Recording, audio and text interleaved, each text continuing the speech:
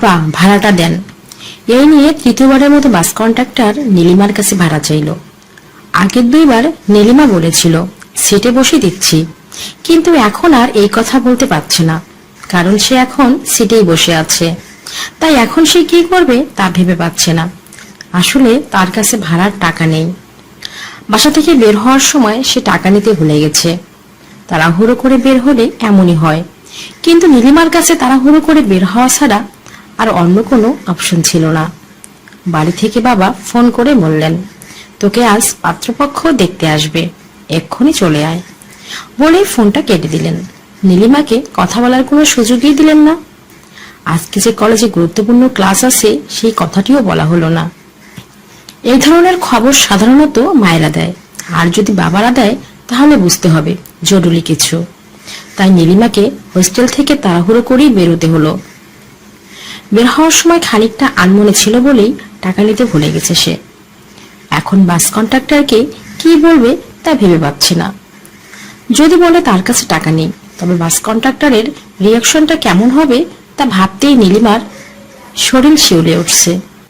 বাস contractor নিশ্চিতভাবে মনে মনে বলবে, ভাওতাবাজির আর জায়গা পায় না। অবশ্য জোরে জোরেও বলতে পারে। আজকালকার বাস কন্ট্রাক্টরদের কোনো বিশ্বাস নেই, তাদের মুখে কোনো কথা আটকায় না। নীলিমা কথাগুলো মনে মনে ভাবছে। এমন সময় বাস কন্ট্রাক্টর আবার বলে উঠল, কি হইল আপা, ভাড়াটা দেন তাড়াতাড়ি। নীলিমা না শোনার ভান করে একটু নড়ে চড়ে বসলো। তখন পাশের সিটে বসে থাকা এক ভদ্রলোক কন্ট্রাক্টরকে জিজ্ঞাসা করলেন, ভাড়া কত? কন্ট্রাক্টর জবাব দিল, 50 টাকা স্যার। ভদ্রলোক তার মানিব্যাগ বের করে টাকাটা কন্ট্রাক্টরকে দিয়ে দিলেন। এই ঘটনায় নীলিমার হয়তো বলা উচিত ছিল, আরে আরে কি করছেন, আপনি কেন টাকা দিচ্ছেন? কিন্তু নীলিমা কিছুই বলল না। কন্ট্রাক্টর স্বাভাবিকভাবেই টাকাটা হাতে নিল। হয়তো ভেবেছে ভদ্রলোক নীলিমার কেউ হন, না হলেও সমস্যা নেই, তার টাকা পাবার কথা, টাকা পেয়েছে। ভদ্রলোকও টাকাটা দিয়ে স্বাভাবিক ভঙ্গিতেই বসে আছেন। ভাবটা এমন যেন এমনটাই হওয়ার কথা ছিল। নীলিমা আশেপাশে তাকিয়ে যখন দেখলো কেউ তাকে আর লক্ষ্য করছে না, তখন ভদ্রলোককে উদ্দেশ্য করে বলল, আসলে আমি টাকা আনতে ভুলে গেছি। ভদ্রলোক মৃদু হাসি দিয়ে বললেন, সেটা আমি আগে থেকেই বুঝতে পেরেছি। নীলিমা প্রশ্ন করল, কি করে বুঝলেন? লোকটি বলল, আপনাকে আমি প্রথম থেকেই লক্ষ্য করছি। কন্ট্রাক্টর যখনই টাকা চাইলো তখন আপনার মুখের অবস্থা দেখেই বুঝতে পেরেছি আপনার ব্যাগ খালি। ও আচ্ছা, বলে নীলিমা আবার নিশ্চুপ হয়ে গেল। জানালা দিয়ে বাইরে তাকিয়ে ভাবতে লাগলো লোকটাকে কিভাবে টাকাটা ফেরত দেওয়া যায়। ভদ্রলোকের মোবাইল নাম্বারটা জেনে নিয়ে বাড়িতে গিয়ে 50 টাকা রিচার্জ করে দেওয়া যায়, কিন্তু এটাকে উনি কিভাবে নেবেন সেটাই ভাববার বিষয়। বলবে কি বলবে না ভেবে শেষ পর্যন্ত নীলিমা বলেই ফেলল, আপনার মোবাইল নাম্বারটা বলুন তো। ভদ্রলোক ভুরু কুঁচকে জানতে চাইলেন, কেন? আপনার টাকাটা ফেরত দেওয়ার জন্য। লোকটা বলল, ফেরত দেওয়াটা কি খুব জরুরি? তখন নীলিমা বলল, ধার শোধ করার উপায় থাকতে না করব কেন? এবারে ভদ্রলোক হেসে ফেললেন, বললেন, আচ্ছা শোধ করবেন, কিন্তু এভাবে নয়, আরেকদিন দেখা হলে সুদ সমেত ফেরত দিবেন। নীলিমা বলল, কিন্তু আপনার সাথে তো আমার আর দেখা হবে না। তখন লোকটি মুচকি হেসে উত্তর দিল, সেটা তো আপনি নিশ্চিতভাবে বলতে পারেন না, দেখা হতেও পারে। তা অবশ্য ঠিকই বলেছেন, বলে নীলিমা চুপচাপ বসে রইল। এরপর আর কেউ কোনো কথা বলল না।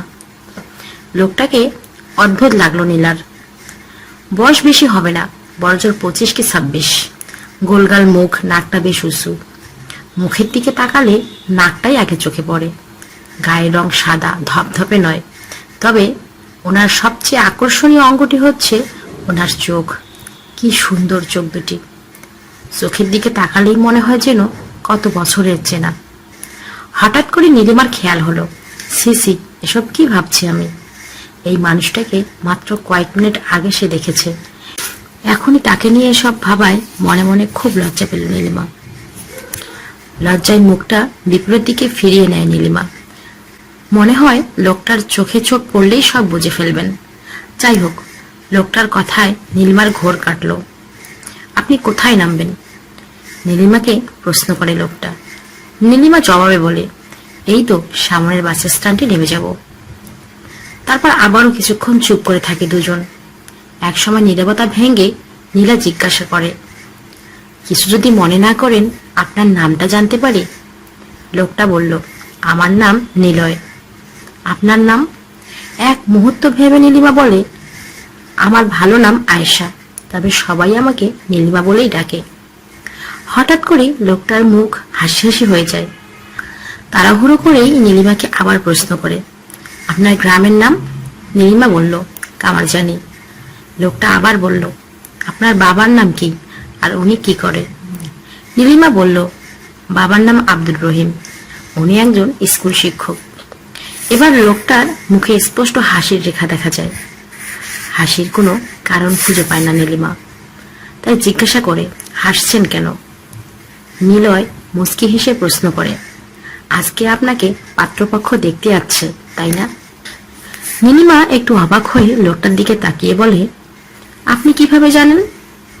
এবার লোকটা মুখ ভর্তি হাসি নিয়ে বলে, আমি সেই পাত্র।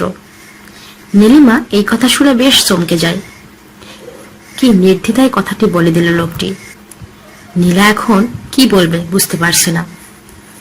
এখান থেকে উঠে অন্য সিটে গিয়ে বসবে কিনা তাও একবারের জন্য ভাবলো, কিন্তু শেষ পর্যন্ত উঠল না। এখানেই বসে রইল চুপচাপ। বসে ভাবতে লাগলো, পৃথিবীটা কি অদ্ভুত। বাসে এত লোক থাকতে এই লোকটির পাশেই কেন বসলো সে? কেন ভুল করে টাকা ফেলে আসলো? কেনই বা এই লোকটিই টাকা দিয়ে দিল? কিছুক্ষণ আগেই কথা হচ্ছিল লোকটার সাথে, আবার দেখা হবে কিনা সেটা নিয়ে, কিন্তু এখন মনে হচ্ছে এই লোকটার সাথেই তার বারবার দেখা হবে। নীলিমার কেন জানি মনে হচ্ছে তার বিয়ে এই লোকটার সাথেই, এবং সেটা আজই হবে। তারপর আজকে বাসর রাতেই তিনি নীলিমাকে বলবেন, বলেছিলাম না দেখা হবে কিনা সেটা তুমি নিশ্চিতভাবে বলতে পারো না। নীলিমা লাজুক চোখ তুলে বলবে, তাই এখন তোমার টাকাটা ফেরত দেবো নাকি? তখন লোকটা বলবে, ফেরত দিতে হবে না, এখন থেকে তোমার টাকা মানি আমার, আর আমার টাকা মানি তোমার। শুধু টাকা কেন, আজ থেকে আমার সবকিছুই তোমার। এসব ভাবতে ভাবতেই নীলিমা লজ্জা পেল। সি সি, আমি এসব কি ভাবছি? এই বয়সটাই এরকম, ভাবতে ভালো লাগে। হঠাৎ করে প্রকাণ্ড একটা শব্দ হলো, আর সাথে সাথেই নীলিমাদের বহনকারী বাস রাস্তা থেকে ছিটকে পড়ল খাদে। যে বাসটির সাথে মুখোমুখি সংঘর্ষ হয়েছে সেটিও রাস্তার ওপাশে ছিটকে পড়ে আছে। মুহূর্তেই পরিস্থিতি পাল্টে গেল। যতক্ষণ জ্ঞান ছিল ততক্ষণ শুধু চিৎকার ছাড়া আর কিছুই কানে আসেনি নীলার। জ্ঞান ফেরার পর চোখ খুলে নীলা দেখতে পেল সে একটা হাসপাতালে। তার মাথায় ব্যান্ডেজ, কাপড়ে রক্তের দাগ, হাসপাতালে অতিরিক্ত কোলাহল। পরিস্থিতি কিছুটা বুঝতে সময় লাগলো। তারপর হঠাৎ করে মনে হলো অ্যাক্সিডেন্টের কথা। মনে পড়ে গেল নিলয় নামের লোকটার কথা। সে বেড থেকে লাফিয়ে নেমে তারপর খুঁজতে থাকে। অনেক খোঁজাখুঁজির পর সেই মানুষটিকে পেয়ে যায় নীলা, জীবিত নয়, মৃতদের শাড়িতে। লোকটার সবচেয়ে আকর্ষণীয় অঙ্গ, চোখ দুটি চেয়ে থাকে নীলার দিকে। পৃথিবীটা আসলেই অনেক অদ্ভুত। আমরা যা কল্পনাও করি না তা চোখের নিমেষেই ঘটে যায়, লণ্ঠভণ্ড করে দেয় সবকিছু।